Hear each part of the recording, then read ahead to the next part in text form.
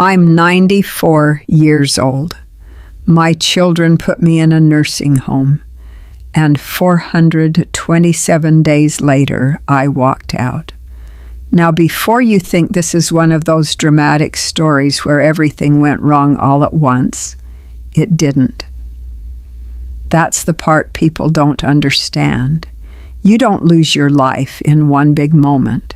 You lose it in small, reasonable decisions that make perfect sense until they don't. 17 years after my husband passed, I was still living alone in my house in Cedar Grove, Ohio. 4 bedrooms, more space than I needed, but it was mine. I had a routine. Coffee around 8:45 every morning. Not 8:30, not 9. I liked 8:45. I kept a small notebook by the counter where I wrote down every dollar I spent. Not because I had to, because I liked knowing where things went.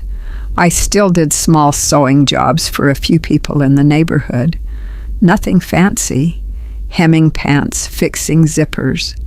Mrs. Dalton had been coming to me for over 20 years. Said I was cheaper than the dry cleaners and less judgmental. I had a system. Everything had a place. Everything made sense. Then one morning, I reached up for a can of soup on the top shelf, cream of mushroom, and my knee gave out. Just like that. No warning. I went down hard on my hip. Didn't break anything, but I couldn't get up right away. My phone was on the counter just far enough to be annoying.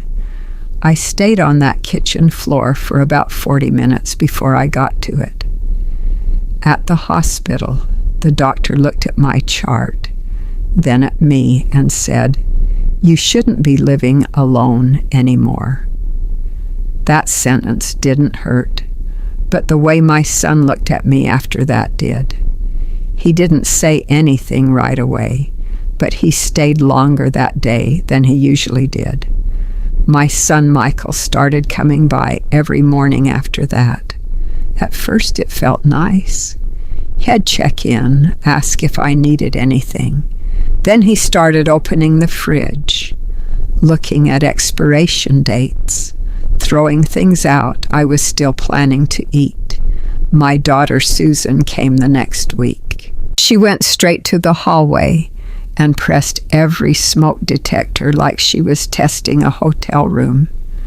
Then she opened my pill bottles and lined them up on the table like she was running an inventory. Nobody asked me if I wanted help. They just started helping. One afternoon, I walked into the laundry room and saw Susan had moved my detergent from the top shelf to the bottom. Small thing. But I stood there longer than I should have just looking at it. That's when I knew they weren't visiting anymore. They were adjusting my life. A few days later, I noticed a small camera on the bookshelf in the living room. Michael said it was just in case. Just in case of what he didn't say. I didn't ask. I already knew the answer wouldn't make me feel better. The conversation happened on a Sunday. Both of them sat across from me at the kitchen table. Michael had a folder, not a piece of paper, a full folder.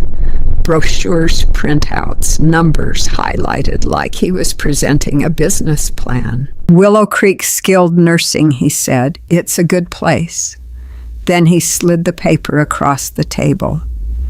$7,800 a month. I didn't even look at it long. I just said no. Susan looked down. Michael leaned forward and said, "Mom, if something happens again, it's on us." And that was the moment I realized this wasn't a conversation. I packed one suitcase and left the house on a Tuesday in March. Not because I agreed, just because I ran out of ways to argue. Willow Creek looked exactly like the brochure. Clean floors, soft lighting, smiling staff at the front desk. The kind of place that makes you think everything will be fine. And in a way it was. Breakfast was at 7:15. I've never eaten before 9 in my life, but there it was. Eggs I didn't order, coffee I didn't make already sitting in front of me. Meds at 8. Lunch before noon. Dinner at 5. Lights recommended off by 9, which really means someone checks if you're still awake.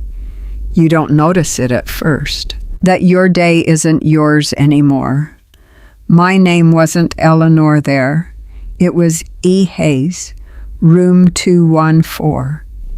Written on a whiteboard outside my door like I was a delivery. Every day someone new helped me shower. Monday it was a young man who kept apologizing. Tuesday a woman who didn't say a word. Wednesday someone else entirely. You stop learning names after a while. It doesn't seem worth it. One afternoon I pressed the call button because I needed help getting up. I waited and waited almost 20 minutes. Nobody was ignoring me. They were just busy. That's the thing about places like that. Nothing feels cruel. It just keeps moving without you. At dinner, I sat with a woman named Irene. She leaned over one night and said, "The worst part isn't the food." I looked at her. She said, "It's that nobody needs me anymore." I didn't have an answer for that. So I started counting instead. I kept track of everything after that. 6 steps from my bed to the door. 3 minutes on a good day when I pressed the call button. 11 on a bad one. I counted ceiling tiles. 47. Same every night. It gave me something to hold on to. Then one day I walked into the dining room and realized I didn't smell it anymore. The cleaner, the food, that faint human smell underneath it all. And that scared me more than anything, because it meant I was getting used to it. Rachel showed up a few weeks later, my granddaughter. She stood in the doorway longer than usual, just looking around, like she was trying to understand something she didn't have words for yet. She used to ask me about sewing. That day she didn't.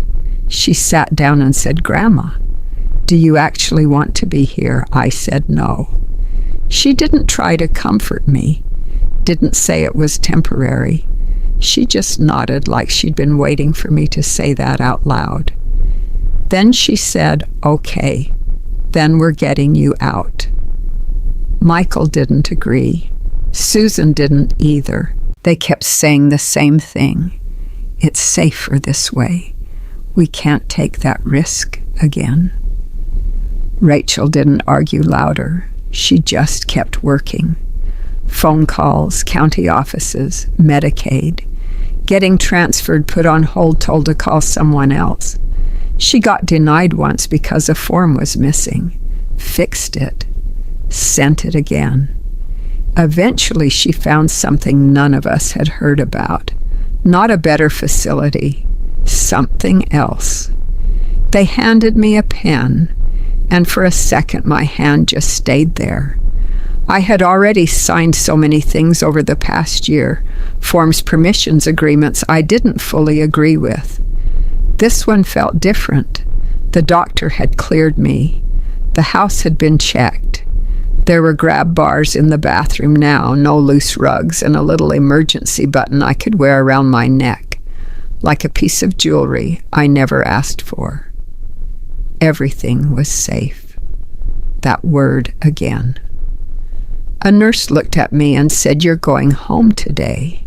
No applause, no big moment, just that. I walked out the same doors I had walked into 427 days earlier. Only this time I wasn't being brought somewhere. I was going back. When I stepped into my kitchen, it smelled like dust and thyme. The faucet still dripped. The chair my husband used to sit in hadn't moved an inch. I walked from my bedroom to the window. 14 steps. Still mine. The next morning, Mrs. Dalton came by at 8:45. We had coffee. I showed her how to thread a needle. She did it wrong. Twice. I didn't fix it right away. Some things are better learned slowly. Here's what I've learned. Don't wait for a fall or a hospital visit to start asking questions. Talk to your parents before someone else starts making decisions for them. Safety matters, but so does having a reason to get up in the morning. There are more options than people tell you. You just have to look. If you connect with stories about life advice, stories about advice from grandparents, and stories about life lessons like this one, consider subscribing.